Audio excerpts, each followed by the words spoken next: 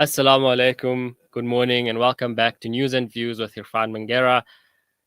This hour is brought to you by the Africa Muslims Agency and fired up to engage this particular panel.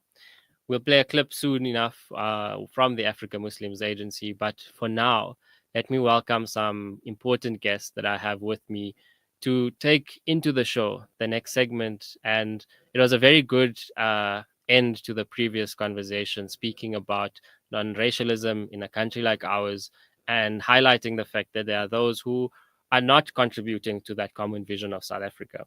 We now have with us Latifah Jacobs, Zarina Motala, and Schalk van Heerden, three speakers who will be engaging us on whether or not if it's true that South Africa is a brutal oppressor of minority groups, or are we just the target of US propaganda? We'll be delving into ideas of community building and whether or not non-racialism is something that we should all be practicing more effectively. Without wasting any more time, let me introduce the first speaker, Schalk van Heerden, who is a reverend at the Dutch Reformed Church, but also importantly, the chairman of the NPC called Betereinders, who I came to know in the last few weeks. I was also on a show with one of their leaders on ENCA not so long ago. And they're doing phenomenal work. They recently launched the Not USA but USA campaign. Welcome, Schalk, and perhaps give us an intro on what you're doing and why you're here. Good morning. It's such a privilege to be with you. Thank you. I'm smiling even with the introduction because there's so much irony. Waking up a couple of weeks ago and reading in the newspaper that I'm considered a refugee, you've got to cry or smile. And I'm not sure always which one to do. But I'm obviously an Afrikaner coming from a specific angle, and my tribe is part of a big mess at the moment. And I'm just a normal person, but in the absence of voices, a bunch of us just realized, hey, we have to stand up. So I think the past month or two has been a bit weird in the sense that we're doing extraordinary things, not just our normal stuff, just to feed into this national dialogue that is so necessary, not just for reconciliation and relations in South Africa, but as the Afrikaner tribe, it's almost like we've got to fight to determine what is our DNA, what's in our hearts, what's going on, just in terms of our own identity and how do we see ourselves also as South Africans. So that's where the US, not USA, but USA campaign started with us just trying to make sense of all this craziness. And we made T-shirts, and then it became billboards and kind of a little bit of a movement. But yeah, so it happened to us. We didn't plan for all of this. And the main thing we wanted to say is we as Afrikaners are not a special group of victims, and our solutions doesn't lie in the White House or White Houses, but in South Africa among fellow South Africans. And we have to stay committed to that and be excited about that, not just tolerating each other, but enjoying each other. So that's a little bit where we're coming from and what I'd like to represent. Thank you, and I'll come back to you in a moment. I'd like to bring in Latifah Jacobs, who I got to meet in the last few years, who's a passionate advocate for community empowerment and towards communal ownership of by the people and for the people. She comes from originally from Bantahuvel in Cape Town and is dedicating to fostering partnerships and engagement at the grassroots level. And I've seen it firsthand, and I know the power that she has, not just in her voice, but in the continuous activism she does. She's a scholar, an author, and a passionate change maker. There's a long list of tags and history and activism behind her, but she's somebody who I know works very passionately to combat GBV in our communities and help survivors working on breaking the cycles of generational trauma. She's now the chair of the Cape Crisis Committee, and particularly in this conversation, and as somebody who's been in communities, I'd like to bring you in here to give us a snapshot into the lived reality of the is it real that we are divided as a society, and what can we do to solve it? I think it's a very interesting question because some would say we're not divided and some would say we are divided.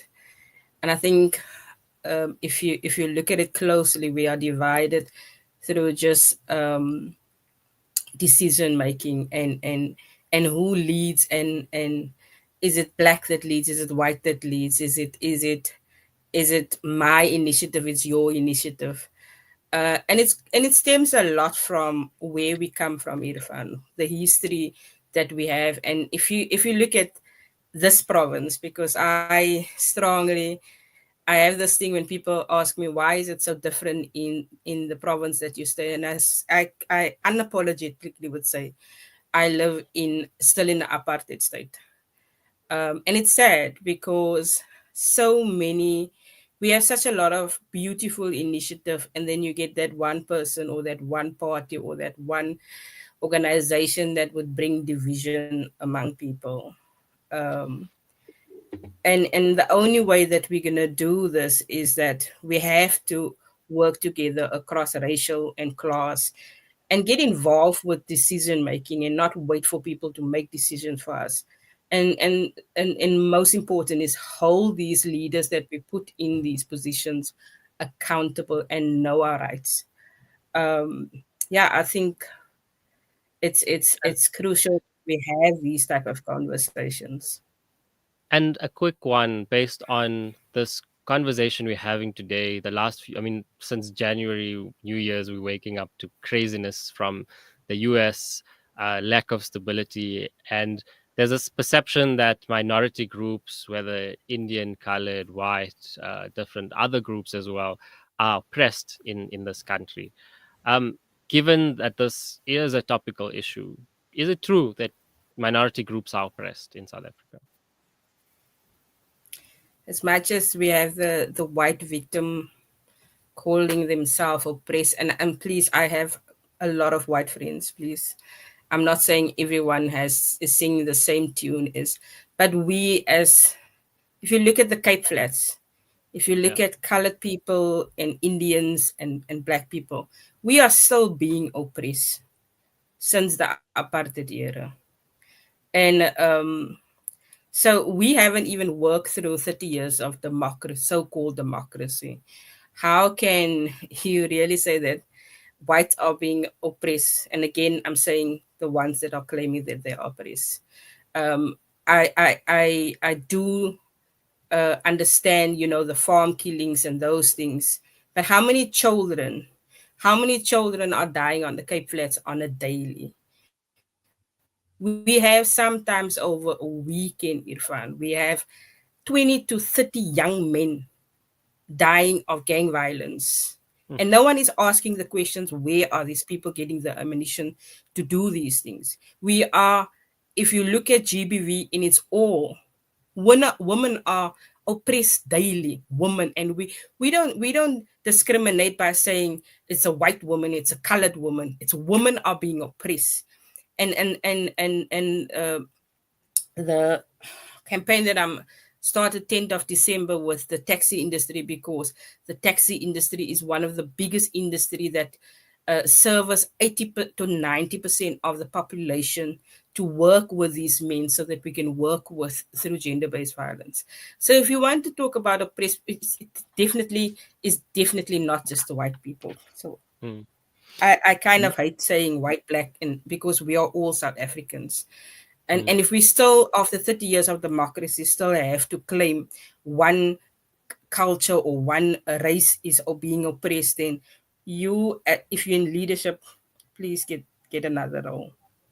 No, and I think it's definitely linking to the fact that Schalk also mentioned we are South African and we have to build our country and we have Yes. to focus on ensuring that there's a sense of pride and ownership of the issues that we have and work towards solving those issues together because they're not going away. Crime affects us all.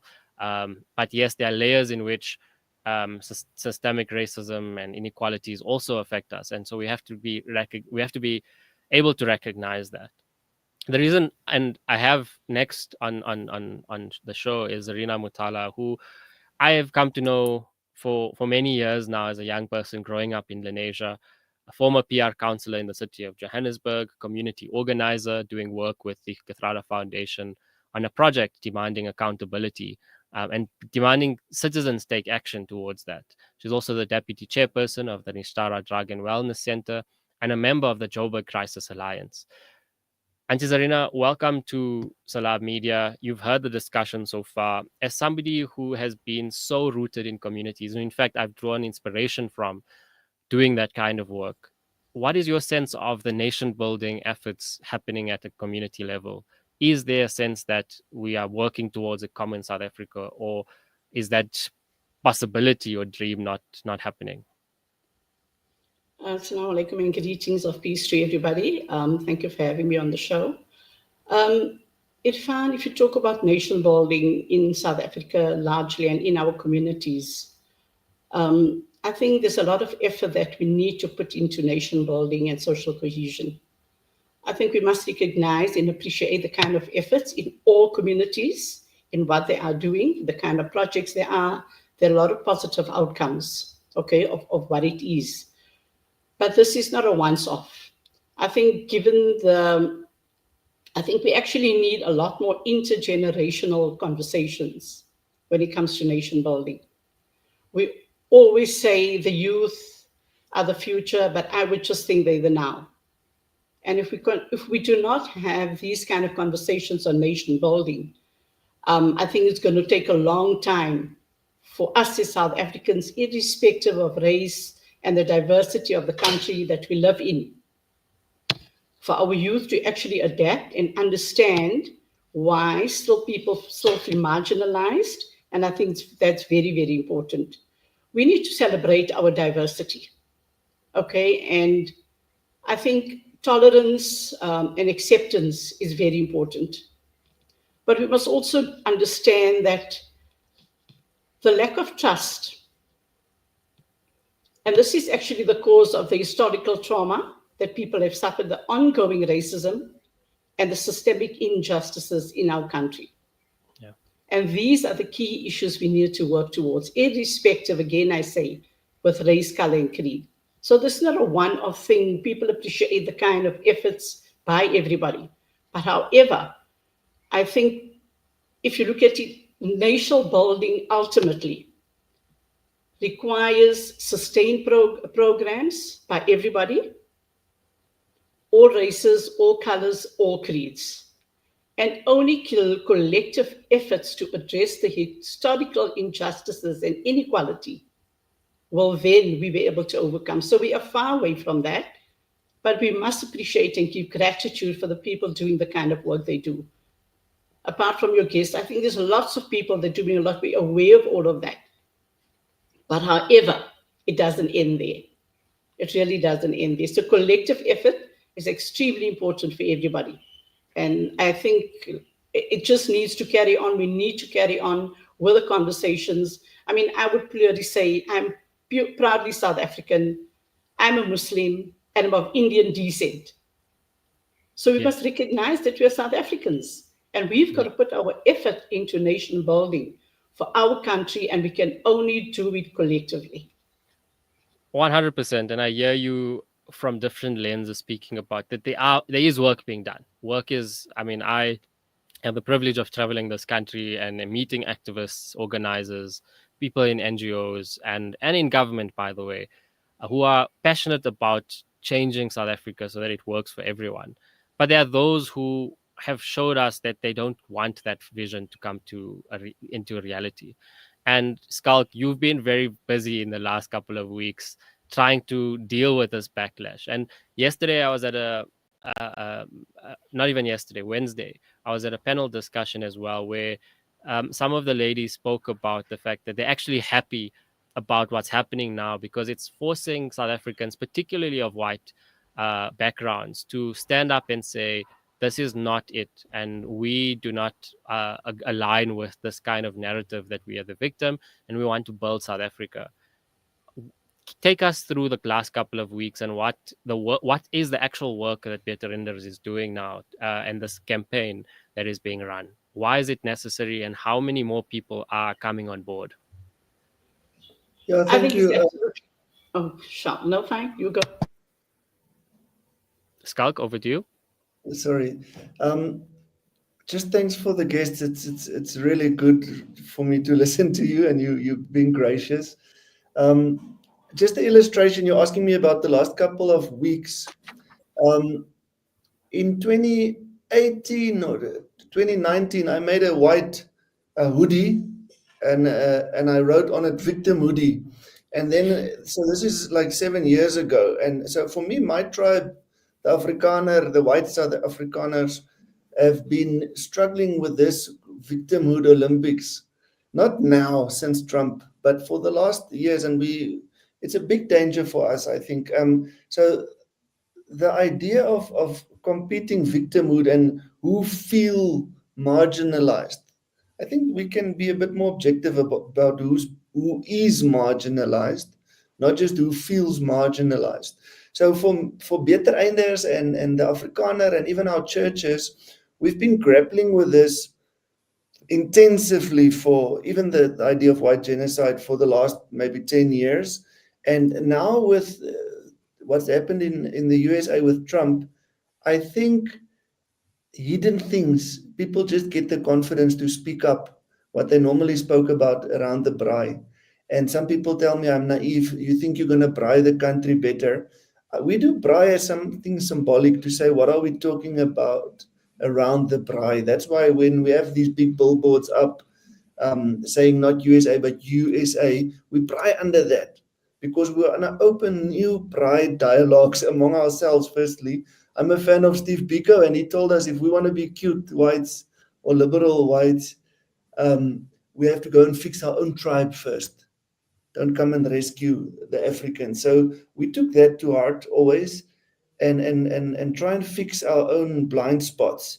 And this thing about victimhood, thinking we're the ones losing, it's very sneaky. And just two words that I think we must recognize when my tribe talk about minorities being oppressed. We don't mean minorities, we mean us, Afrikaners. And we don't feel the same way passionate about, for example, the coloreds in the Cape, that minority. And then the same with mother tongue education and the Bella law. We say we fight for mother tongue, but we don't really fight for Pedi or Tswana or Tsonga. We fight for Afrikaans, but to make it soft, we say mother tongue. So I think what's important is if we want to be non-racial, we mustn't be colorblind, and we must be so honest about where we come from. As I like this about I'm a South African and a Muslim and an Indian. I'm a South African and Afrikaner and a Christian. To be open about the differences, because then we can engage honestly. So that's very important for me, and I think it has to be part of the conversation. 100%, Schalk. Thank you. We're going to pick that up after the break. We're going to an ad break now, and then we're going to continue with the conversation. Stay with us.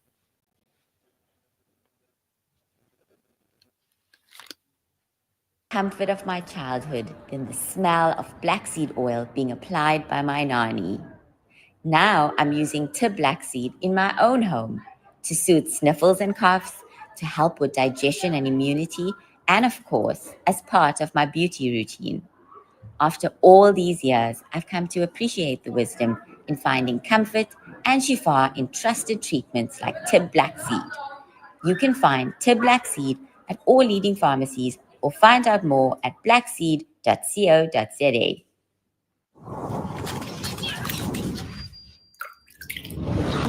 Water with purity, food with love. Zakat makes it possible to establish the things that matter. It sets the foundation right for the family around the dinner table, the mothers who carry the heavy load, the children who want to play. Zakat is not just money. It is the reason why so many across the world are smiling before they sleep. With Zakat, there is blessing. With Zakat, there is hope. Not just in their life, but ours too. Your Zakat helps us continue to serve. With love, with hope, because with you, we can. Give your Zakat to Penny Appeal Australia today.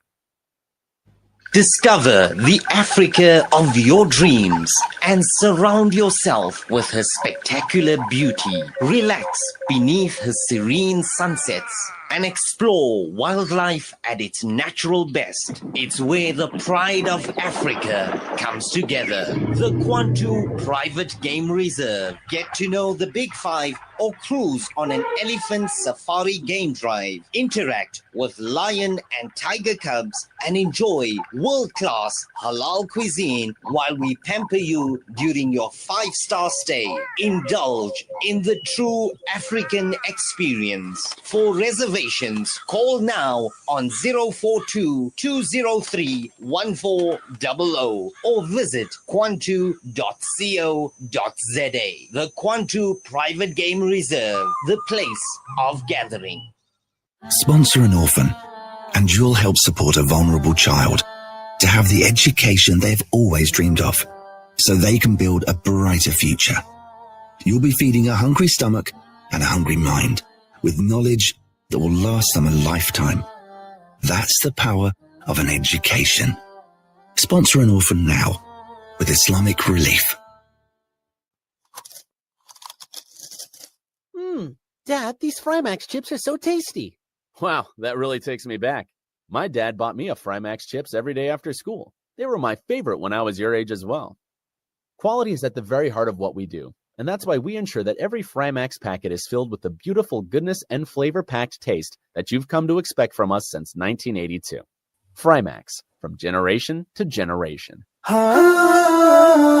are listening to Salam Media live from our headquarters in South Africa. This is Salam Media, keeping you company this Ramadan. Assalamu alaikum and welcome back. You are News and Views with Irfan Mangera. We're having a very interesting conversation. The backlash of the US. I don't even want to call it attacks because there's it's multi-pronged on so many levels. Analysts have spoken about how it could be our foreign policy.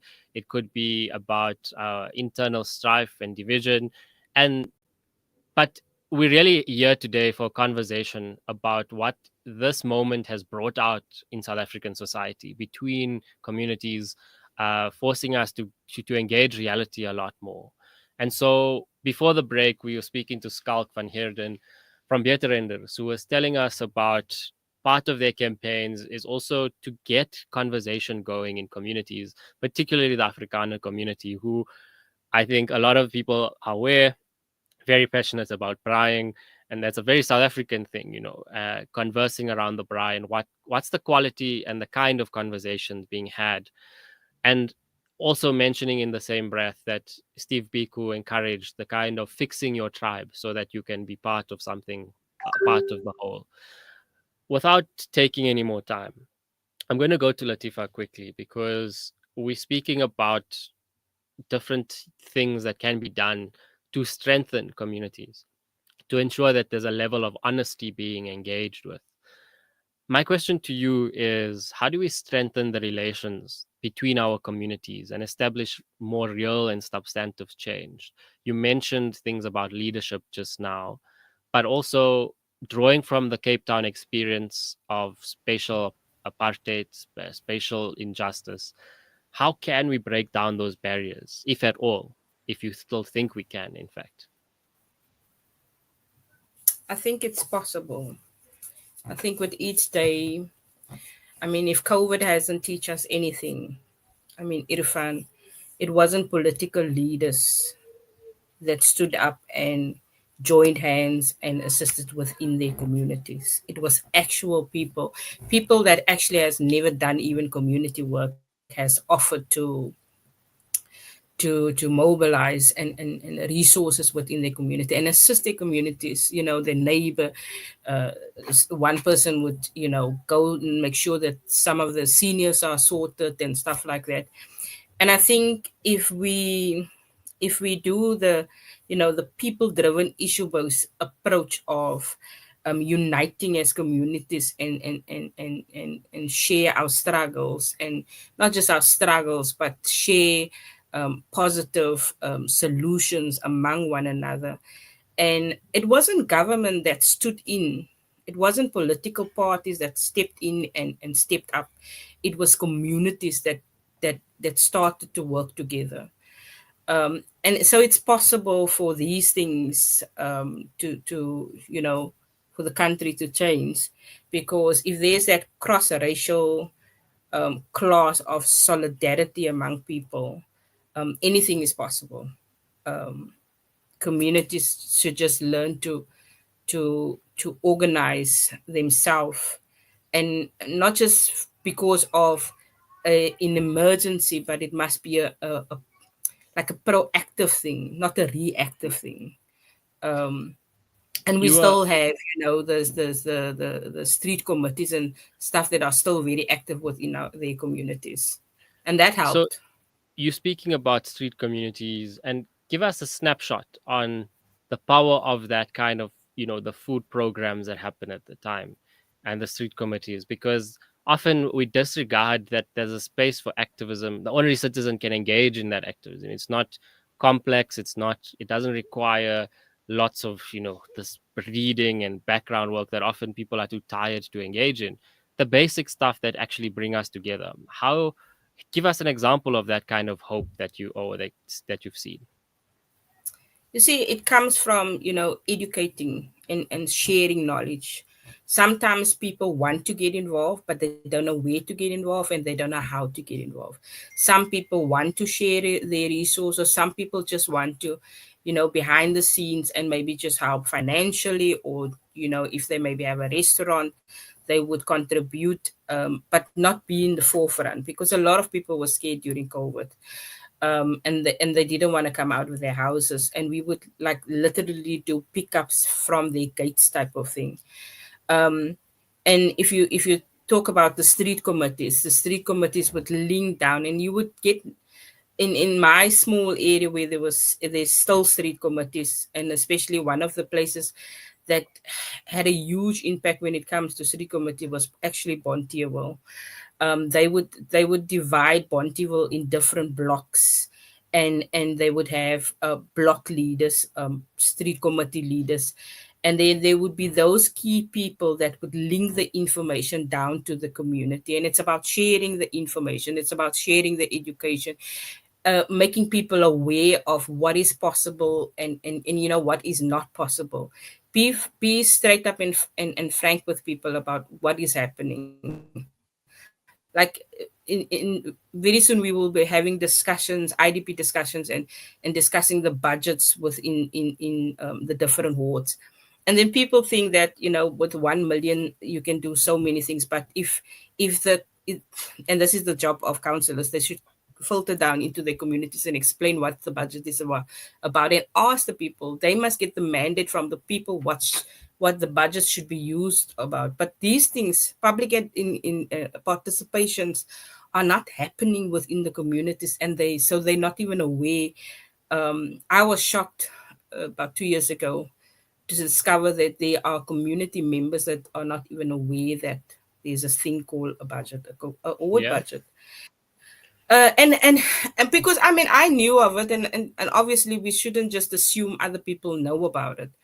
And then there's this thing about people are not aware that they should have input into the discussion of the budget and what happens to the budget within their ward, and also that there is an what do you call it, like extra budget that the councillor can actually apply for outside the 1 million that they get for a ward.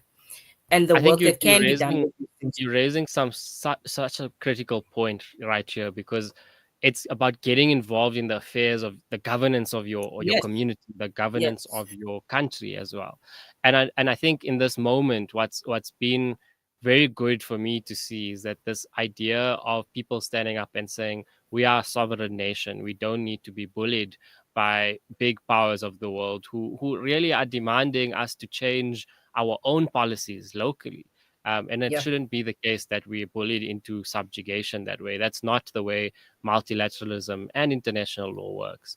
I want to also pivot to Auntie Zarina, because she was actually a PR councillor in the city of Johannesburg, and particularly for a region that has been so underserviced in many ways. And I think for speaking about spatial justice and about the conversation on groups there, we have El Dorado Park, we have Annandale, Soweto, Lenasia, areas that were part of the Group Areas Act under apartheid, where communities were forced to go and live. And, we come from one of them.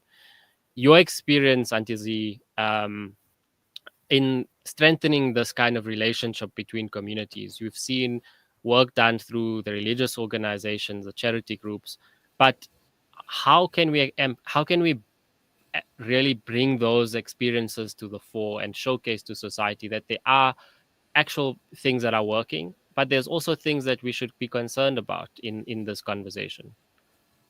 No, so thank you for that. I think there's a lot of things, let me say, that are not working currently. If you're looking at the local government and how the kind of services people should get, I think the whole spatial planning, through the Group Areas Act, everybody was moved to the south and deeper south. So if you look at other areas and you look at the kind of standard of service delivery, okay, I think the region we come from is still very unequal. But just having said that, I want to just share that there's a lot of mistrust, and I think the communities feel from the minorities there's a total lack of involvement from people, or misrepresentation at various levels of government. So your voice is not really being heard, okay? But I want to just say that it took for the Joburg Crisis Alliance, I think, and thank you for that, because I think it's a very proactive group with very progressive people that had to engage in kind of protest, not disruptive protest, but to just make your voice heard. And I think we need this from all kind of communities. We have found that I think in the past 5 years, even the kind of programs and the kind of tick box exercises about the IDPs, community-based projects, has not been attended by all communities. And that is because of the mistrust, that things haven't happened over the 5 years. So there is a total lack of community services. And I think that is the frustration that people actually face. And I want to say, given the areas that we come from in this region, the kind of informal settlements are mushrooming. And there isn't enough kind of basic services. And because of the lack of upgrade of infrastructure over the past few years, you will find that the water, sewer, electricity infrastructure is not as strong as it really should be. But I think we encourage communities to get involved in active citizenry. And we must appreciate there's a lot of people doing cleanup campaigns. People are now trying to fill their own potholes. Through the Joburg Crisis Alliance, there's actually a water can project. And these are the kind of things we are calling communities to actually join and to make your voices heard, not by protesting there to be disruptive, but also to appreciate that whatever services we have has to be shared, okay? And everyone needs to understand what your budgets are. And what we expect from our public representatives is to represent the community in the municipality or in government, and not the other way around, to represent government in the community that you actually reside in. And this is where you find that people feel we're being treated unfairly, and from other groups, they feel there's an entitlement. But I think that comes from the historic trauma and inequalities. And if we don't have these conversations about continuing to effort to have dialogues in our community to build a united South Africa, and that is the crucial point. I think that I would think we continue to have conversations. We want to live in a South Africa that we unite and appreciate and have tolerance for one another. I think that is extremely important. Absolutely. I'm going to go to Latifah for any last words, particularly on the current moment that we're in, and what message do you want to share with South Africa to say whether or not, or what is the work that we should actually be doing, if you can do so in 2 minutes, because we are going to wrap up the show. I think when people do as much as if you want to, you shouldn't do want to do what big things. Start small. I mean, you can literally help your neighbor by just making sure that everything is fine, especially with the senior communities. Be a mentor for a young man or female. It's about what you can provide. What is your capacity that you can give to other people. I think people are so focused on wanting to give back to people. They think it should be millions. But just being there for a next person, just being an ear for another person can make a huge change in the next person's life. It's not about what you do, it's how you do it that it really can bring change. Thank you. Thank you so much, Latifah. Schalk, any last words from you on the work that must be done? Perhaps a message to your community, but also to other South Africans who have felt this kind of anger at the victimhood that has been purported in the last couple of weeks. Yeah, I think the critical thing is everyone says, yes, we stand for unity. But some people want to arrive at unity still with the good neighborliness and apartness of the old days, saying they won't talk about race, but they'll say, our cultural group is here and your cultural group is there, and let's have unity but being separate. So there's still that longing for separateness, apartness from many people, and saying we're united but separate.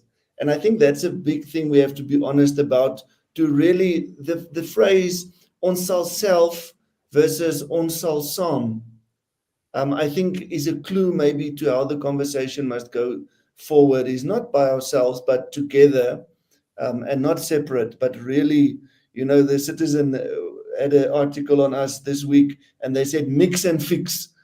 Don't just fix, mix and fix. Mix and fix. I like that. Mix and fix, and also building the culture of collective unity with shared purpose and not separate unity. It doesn't make sense and it shouldn't make sense. Auntie Z, any last words from you before we close up the show? Okay, so just nation building needs collective effort from all of society, irrespective of where you live and where you are. Okay, but we need to promote inclusivity, and we need to foster a shared vision actually to build a united South Africa. And I don't want to talk about the US propaganda, because that's exactly what it is. Because South Africa, we the nation, we the people, have shown that we can do what is needed. It doesn't matter who leads it. It doesn't need, I think we just have to get away from the kind of egos that sometimes exist in communities. But nation building is a continuous process. There's not an end to it. We got to foster those kind of relations. And I'm so hopeful that I know we, the people in this country, have what it takes for that shared vision to build our country and to build our people, and to ensure that South Africa is this place that we all call home. And we actually would like other people to come back. Because I think our youth play a huge role in building this country. But I also want to say, I think what's actually needed, civic education workshops. And I want to mention the Motala Foundation in this. I think with the kind of 25 youth groups, okay, that we give civic education workshops to. These are the kind of initiatives we need in every community. Yeah. And we will listen to the youth. We got to listen to them.